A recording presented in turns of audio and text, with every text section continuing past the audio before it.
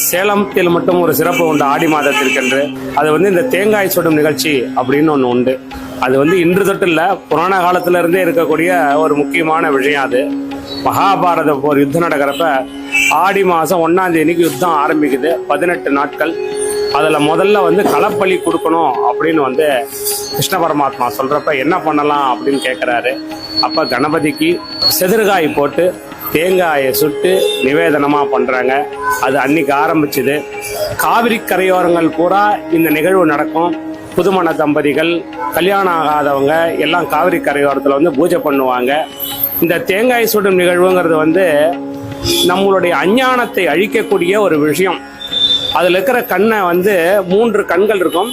அதை ஒன்றை துளை போட்டு அதில் இருக்கிற நீரை வெளியில் எடுத்து அதுக்குள்ளார வெல்லம், பொட்டுக்கடலை, இந்த மாதிரி பொறி இனிப்பு திரவியங்கள் இதை அதில் சேர்த்து அதை சுட்டு நம்ம கிட்ட இருக்கிற கெட்ட விஷயங்களை சுட்டு நல்ல விஷயங்களை சேர்த்து சுவாமிக்கு அதை கணபதிக்கு நைவேத்தியம் பண்ணுறது ஒரு மரபு. அந்த பழக்க வழக்கம் இந்த கொங்கு தேசத்தில் நடக்கும். அது இந்த சேலத்தில் மிக சிறப்பாக கொண்டாடப்படுற ஒரு பண்டிகை.